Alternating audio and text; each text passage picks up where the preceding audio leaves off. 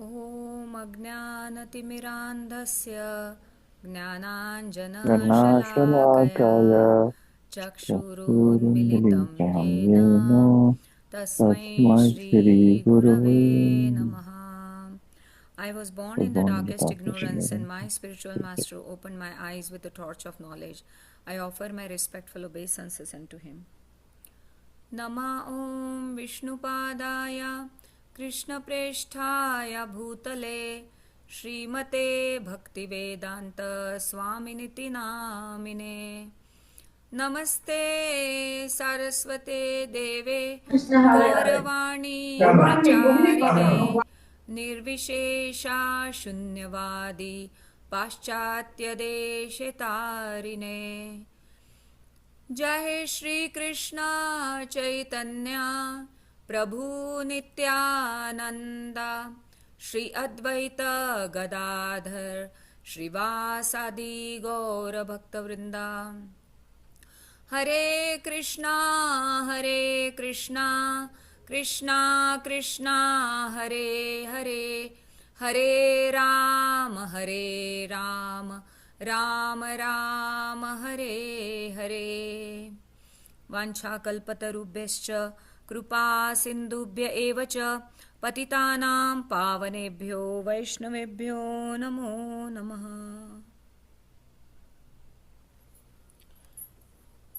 Okay, so let's continue with chapter 2 and verse number 9. So we saw that question 1 was answered in text 6, that what is the essence of all the what is the ultimate good for all people in general. And then second question was what is the essence of all the scriptures. So question 1 is answered in the supreme occupation dharma for all humanity is that by which men can attain to loving devotional service unto transcendent Lord. Such devotional service must be unmotivated and uninterrupted to completely satisfy the self. And then second question was essence of all the scriptures. By rendering devotional service unto personality of Godhead Sri Krishna, one immediately acquires causeless knowledge and detachment from the world. So this is the essence of all the scriptures, because people read scriptures for attaining knowledge and detachment, right? So these wonderful classes are going on Wednesdays, which Sri Vallabh Prabhu, a brahmachari in Kishore Kishori, he is taking those classes, and he was explaining how the Vedas are further divided into 4 branches: Samhitas, Brahmanas, Aranyakas, and one more thing was there, Upanishads. 4, Upanishads. yeah, Upanishads. So Upanishads actually teach about self-realization, but before that, Samhitas, Brahmana, Aranyaka, so Samhitas are emphasizing more on, the verses, the memorization of the verses. Then Brahmanas are emphasizing on sacrifices, and Aranyakas are mentioning on Grahastha life, worships. But Upanishads are speaking about the self-realization. But that is such a gradual process, and that is very hard to achieve, right? I mean, we cannot memorize the verses and all. We can to some extent, but like how much? And but what is most important is self-realization. Of course, everything is important in Vedas, but I was asking this question that Prabhupada brought us directly to self-realization. And our goal is not to attain knowledge and detachment. Our goal is to attain devotional service unto the lotus feet of Krishna, and knowledge and detachment are just byproducts of that service. It automatically comes, right? So bhakti path is so glorious, so that we have to follow. Okay, so now let's move on to the verse 8. We completed until verse 7. Dharmah swanushthitah pumsam vishwaksena. I think we completed this verse as well. Yeah, we did. Vishwaksena kathasu yah notpadayed yadiratim shrama eva hi kevalam. The occupational activities a man performs according to his own position are only so much useless labor if they do not provoke attraction for the messages of personality of Godhead. You all remember we completed this verse?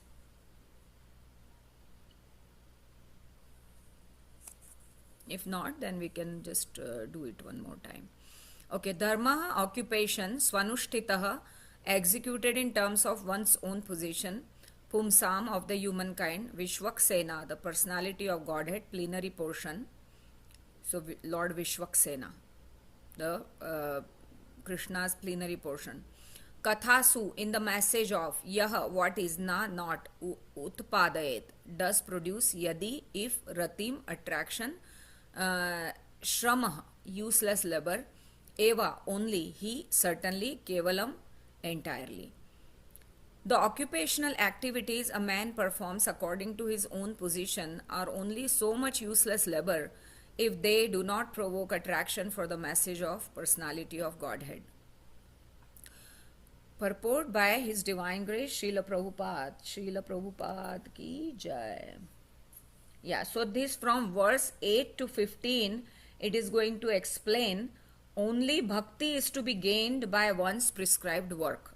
Okay, this section is like that. I am looking at Subodhini. There are different occupational activities in terms of man's different conceptions of life. To the gross materialist who cannot see anything beyond the gross material body, there is nothing beyond the senses. Therefore, his occupational activities are limited to concentrated and extended selfishness. Concentrated selfishness centers around the personal body. This is generally seen amongst the lower animals. Extended selfishness is manifested in human society and centers around the family, society, community. I remember this was read by Shilpi Mataji actually. Nation and world with a view to gross bodily comfort. Above these gross materialists are the mental speculators. So gross materialists means karmis. Then jnanis, the mental speculators who hover aloft in the mental spheres, and their occupational duties involve making poetry and philosophy of propagating some ism with the same aim of selfishness limited to body and the mind. But above the body and mind is the dormant spirit soul, whose absence from the body makes the whole range of bodily and mental selfishness completely null and void. But less intelligent people have no information of the needs of the spirit soul. Because foolish people have no information of soul and how is it beyond purview of body and mind, they are not satisfied in performance of their occupational duties. The question of the satisfaction of self is raised herein. The self is beyond the gross body and subtle mind. He is the potent active principle of the body and mind. Without knowing the need of dormant soul, one cannot be happy simply with emolument of body and mind. The body and mind are but superfluous outer coverings of the spirit soul. The spirit soul's needs must be fulfilled simply by cleansing the cage of, must be fulfilled. Cleansing the cage of bird, simply cleansing the cage of bird, one does not satisfy the bird. One must actually know the needs of the bird himself. Okay, I think I'm not going to cover everything because we have already did this verse, so we will move on. Yeah, so the essence is that, everything is just useless labor if we are not developing attraction for Krishna, and that is the actual need of soul. Because we are trying to gain happiness through different things, but even though we know that those all happiness are just short-lived, still we keep doing those series of activities, right? We can still perform our prescribed duties, but we have to understand that by all the prescribed duties or by all the work that we are doing, we need to be vigilant whether we are developing attraction for Krishna or not. Because for one, we have attraction, we want to serve them. If attraction is not developed, then we even though we will serve, but with not full heart, right? So that we want to understand. Okay, so I'll just read the verse, Prabhu, and then you can continue reading. 9th. धर्मस्य हि अपवर्गस्य नार्थो अर्थायोपकल्पते नार्थस्य धर्म एकान्तस्य कामो लाभाय हि स्मृतः. Dharmasya, occupational engagement, he certainly. Apavargasya, apavargasya ultimate liberation. Na not artha and arthaya for material gain. Upakalpate is meant for na neither arthasya of material gain. Dharma eka antasya for one who is engaged in ultimate occupational service. Kama sense gratification. Labhaya attainment of. He exactly smritaha is described by the great sages. Yes, Prabhu. Hare Krishna. Translation by Srila Prabhupada. And all occupational engagements are certainly meant for ultimate liberation. They should never be performed for material gain. Furthermore, according to sages, one who is engaged in the ultimate occupational service should never use material gain to cultivate sense gratification. Purport by Srila Prabhupada. We have already discussed that pure devotional service to the Lord is automatically followed by perfect knowledge and detachment from material existence. But there are others who consider that all kinds of different occupational engagements, including those of religion, are meant for material gain. The general tendency of any ordinary man is in any part of the world is to gain some material profit in the exchange for religious or any other occupational service. Even in the Vedic literatures, for all sorts of religious performances, an allurement of material gain is offered, and most people are attracted by such allurements or blessings of religiosity. Why are such so called men of religion allured by material gain? Because material gain can enable one to fulfill desire, which in turn satisfies sense gratification. This cycle of occupational engagements includes so-called religiosity, followed by material gain, and material gain followed by fulfillment of desires. Sense gratification is the general way for all sorts of fully occupied men. But in the statement of Sutta Goswami, as per the verdict of the Srimad Bhagavatam, this is nullified by the present shloka. One should not engage himself in any sort of occupational service for material gain only, nor should material gain be utilized for sense gratification. How material gain should be utilized is described as follows. Very nice, Prabhu. Thank you very much. So, pavarga, anybody knows in Hindi what is the pavarga? In Hindi script, Varnamala, pa, fa, ba, bha, ma. Remember? So here, pa is what? Parishram means hard work, hard labor. So when one does parishram, so what happens when a horse is really running too fast? Then what happens?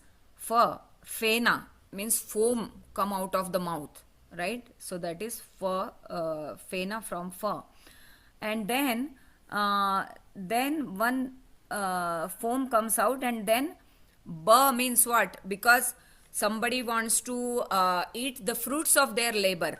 So this foam is coming out, so now they have performed so much labor, so now they want to eat the fruits of their labor.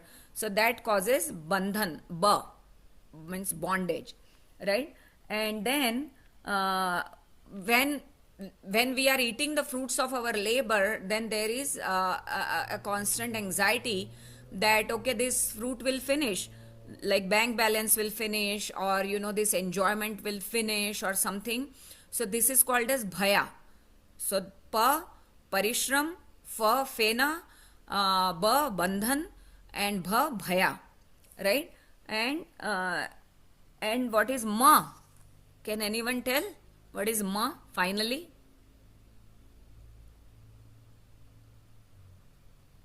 Mrityu. Mrityu. Yes. Mrityu. So parishram, fena, bandhan, bhay, and mrityu. This is what is the life cycle of many people, unfortunately, right? And Prabhupada, so apavargasya means what? Beyond this pavarga. We have to go beyond this pavarga, right? So how to go beyond, that is actually described in the upcoming verses, but the essence has already been given. that when we do parishram and when the fruits of labor start coming, then we should not, think that, wow, now that plate is ready for sense gratification. No, we should offer those fruits to Krishna, because he has given us the ability, he has given us the circumstances that we could work, he has given us the intelligence to work. Everything actually belongs to him. So how are we, just enjoying the fruits of the labor? And that does not mean, we might question that, oh, what does that mean? I mean, are we supposed to just bring the salary and give it to the temple? No, nothing like that. We can give a little portion at least. I mean, obviously, we all donate from time to time.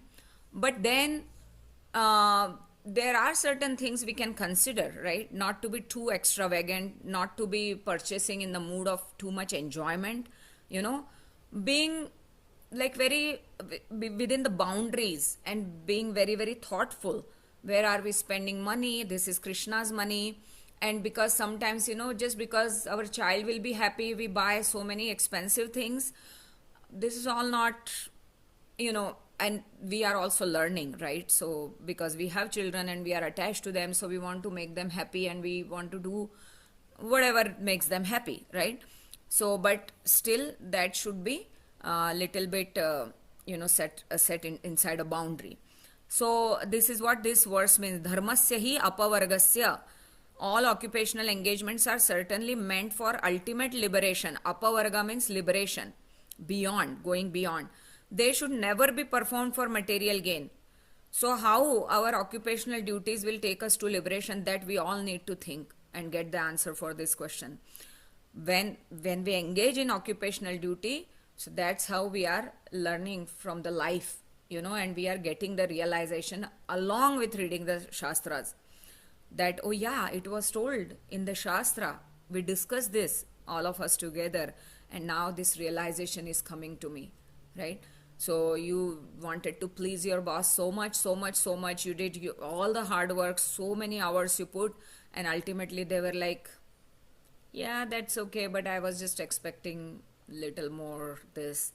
Then we realize that we cannot please anybody in this world, but Krishna is very easily pleased. Even if we offer him just a little water, he is very pleased, right?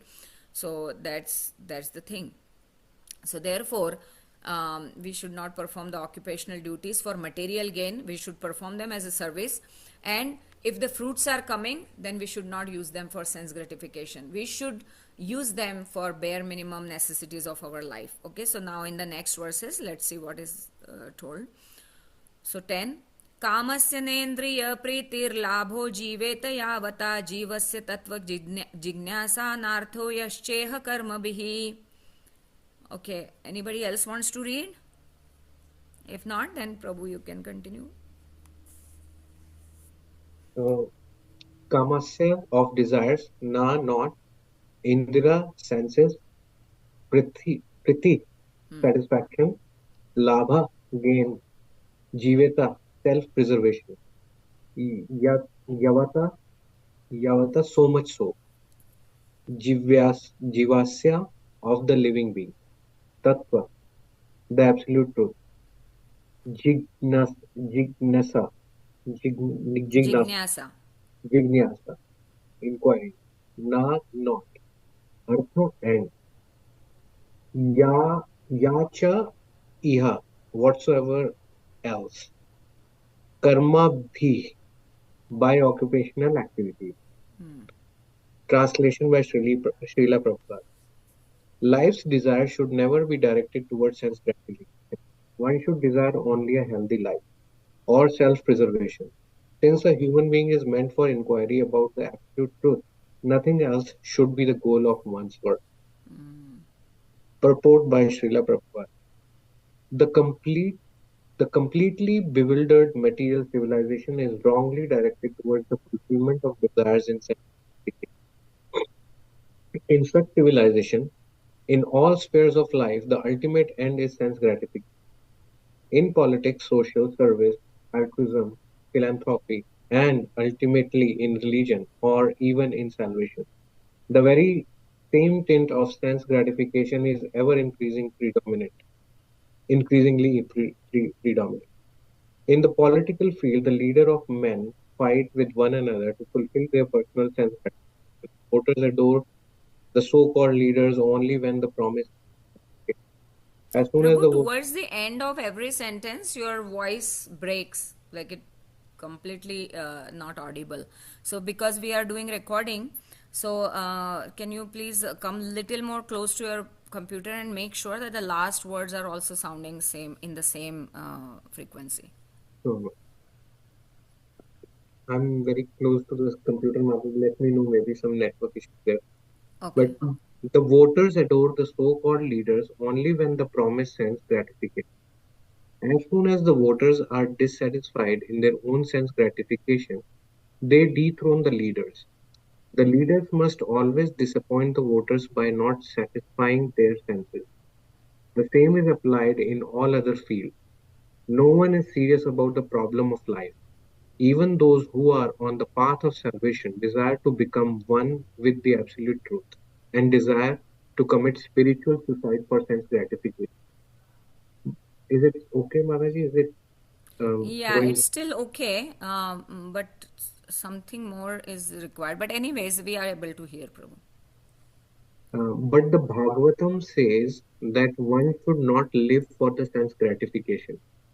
One should satisfy the senses only in so much as required for self preservation and not for sense gratification. Because the body is made of senses, which also requires a certain amount of satisfaction.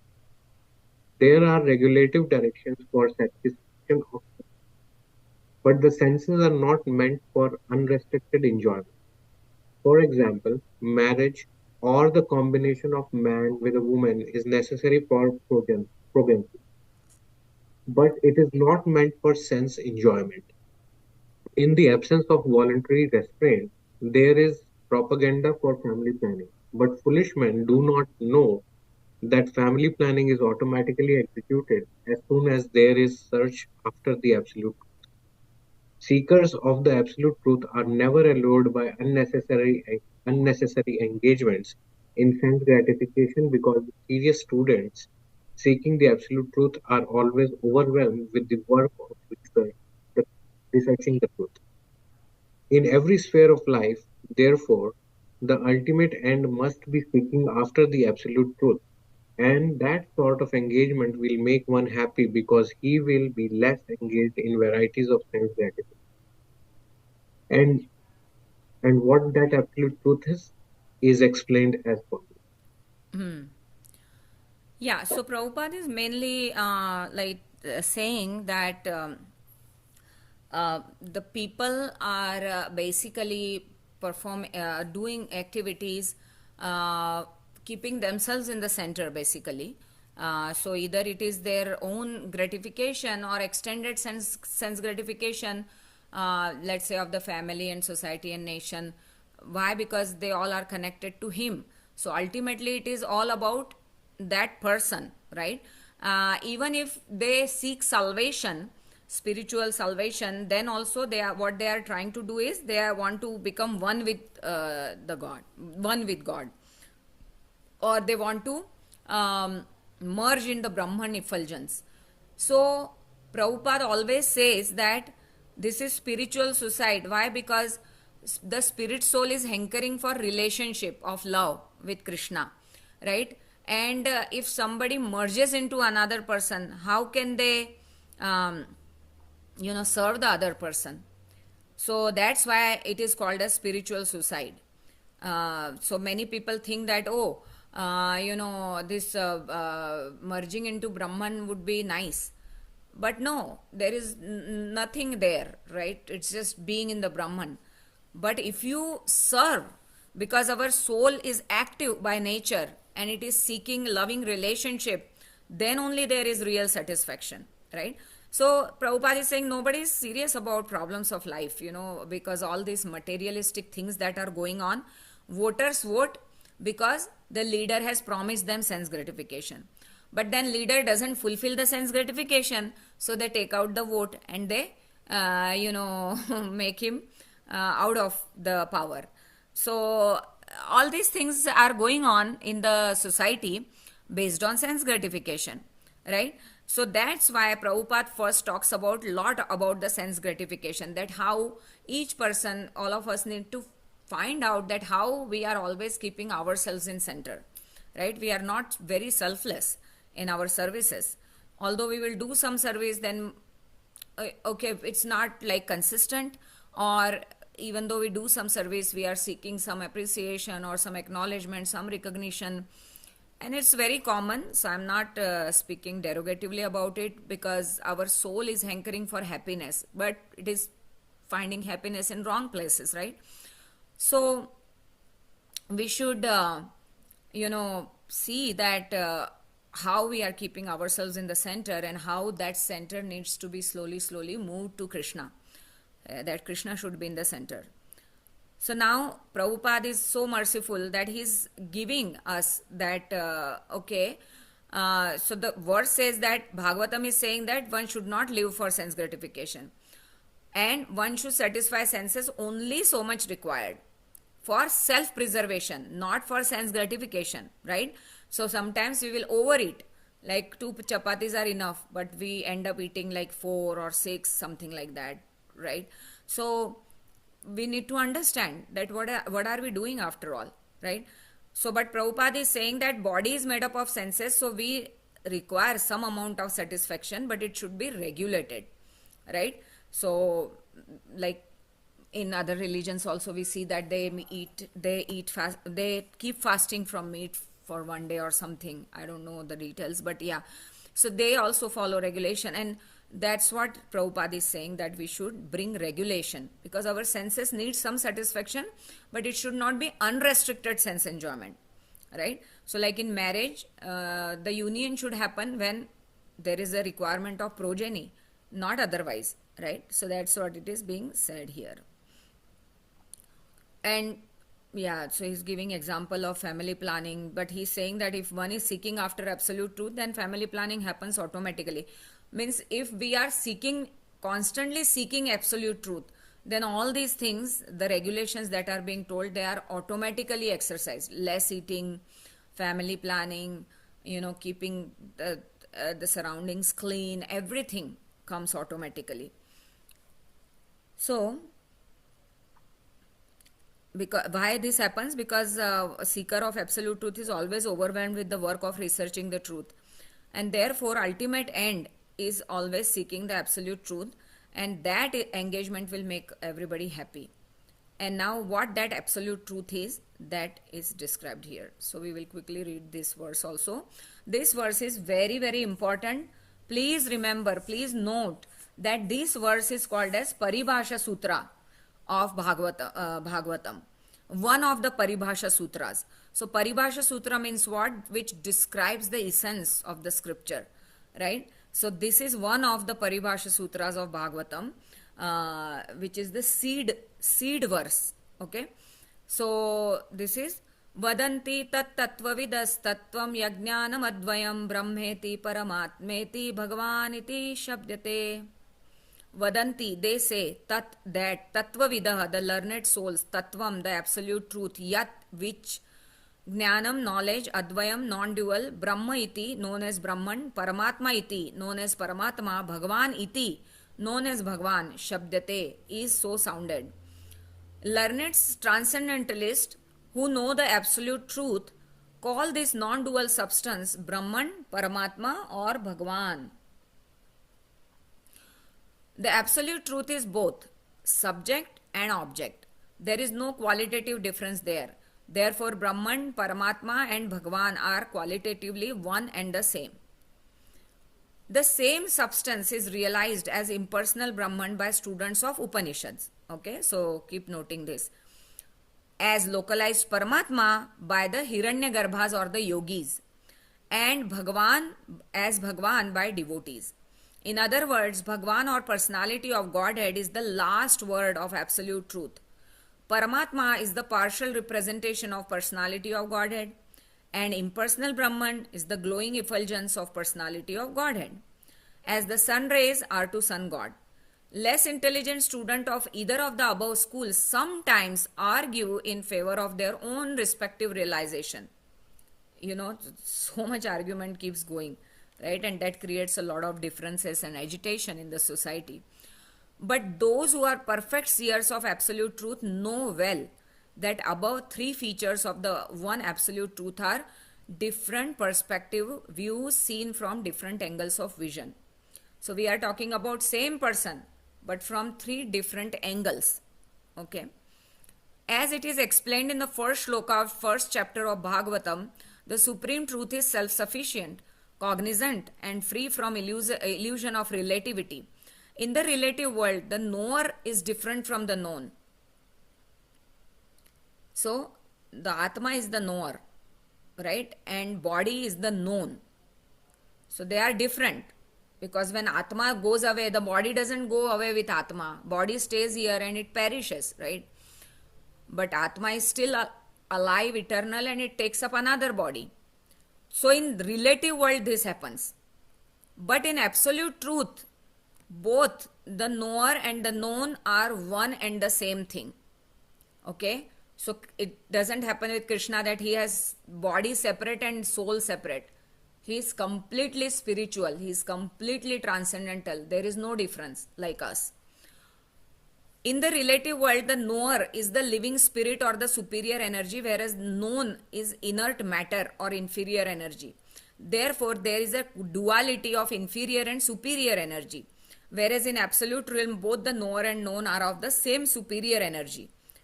There are three kinds of energies of supreme energetic. There is no difference between the energy and energetic, but there is a difference of quality of energies. The absolute realm and living entities are of the same superior energy. Okay, so the absolute realm where all these spiritual personalities are there and the living entities or jivas or us, they are of same superior energy. But material world is inferior energy. So we are spirit souls. So in that way we are equivalent to Krishna in quality, not in quantity. In quantity we are really very minute. But the material things belong to material world is inferior energy. The living being in contact with the inferior energy is illusion. So when soul comes in contact with this material body, this body is after all material, right? It is made up of the pancha tattvas, bhumir, apo, analo, vayu, right? So the soul is coming in contact with this body. It also thinks he belongs to this body. And then soul identifies with this body. And therefore what happens? When somebody insults, it hurts. When we get hurt with something, we bang into the wall, it hurts. Why? Because soul is identifying with the body. It's false identification. Therefore, there is the sense of relativity in the material world. In absolute, there is no such sense of difference between the knower and the known, and therefore everything there is absolute. So, here we have to really importantly remember that there are three aspects of Bhagavan, that is Brahman, Paramatma and Bhagavan. So Brahman is what? It is the effulgence coming out of the body of Bhagavan. Paramatma is partial representation or partial expansion which is seated in everybody's heart. That is Paramatma.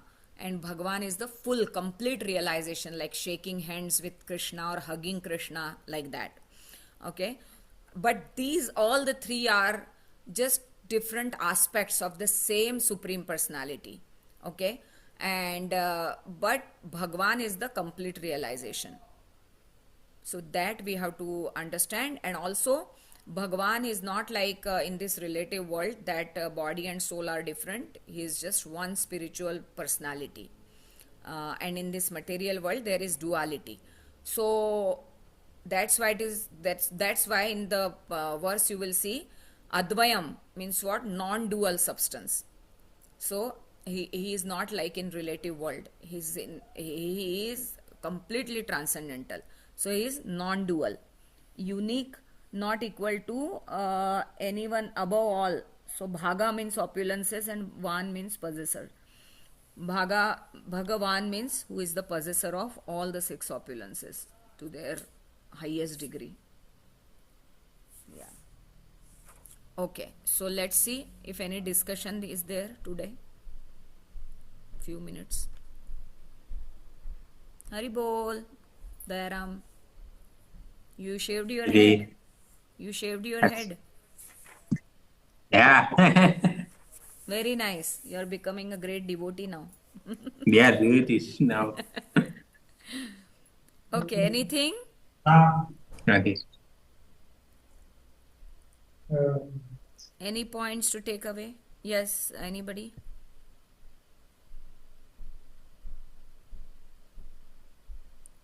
Just an observation, Mataji. You know, like these verses remind of what we read in at least I recall in Bhagavad Gita. So I was just like uh, Do you it. remember which verse? No, I don't. But it sounded familiar that Krishna said that. You know. This last verse that we read, Brahmeti Paramatmeti Bhagwan. Yeah, the Brahman, yeah, Bhagwan realization. Okay. Yeah, so you remember reading this similar effect verse in Bhagavad Gita as well. Yeah. Yeah. Yeah, many verses are there. Upadrushta Anumanta. Sarvasya Chaham Radhi Sannivishto. Yeah, but here, like in Bhagavad Gita, Krishna is speaking himself. So it is completely like Bhagwan. Shri Bhagwan Vacha. That's like, that's the starting point of each verse that Krishna is speaking. Yeah. Anything else? Yeah, sun planet example in Bhagavad Gita. Yes, yes. Yeah, I think Kashyap Prabhu, you're also remembering that one. We also discussed in our Bhakti Vriksha that sun rays are equivalent to Brahman, sun disk is like equal to Paramatma, and sun God himself is like, compared to Bhagwan, realization, meeting the personality himself. Yeah, thank you, Tulsi Mataji. Nice example. Okay, anything? Yeah, so today's a good, takeaway is that our occupational duties should develop attraction for Krishna, and whatever we are gaining through our occupation is not meant for sense gratification. That should be utilized to keep our soul and body together for self-preservation, and otherwise it should be engaged in service of the absolute truth. And what is that absolute truth? That is explained in this verse, that it is realized in three aspects, but actually Bhagwan is the ultimate realization. Yeah, so that's what Srila Prabhupada discussed in this, and this is and also he said that he's non-dual, he explained. So Krishna is ultimate realization of all our spiritual practices. Okay, so if nothing else, although time is over also now, so I'll see you on Monday. Thank you all very, very much. I'll see you on Monday. Thank you. Hare Krishna.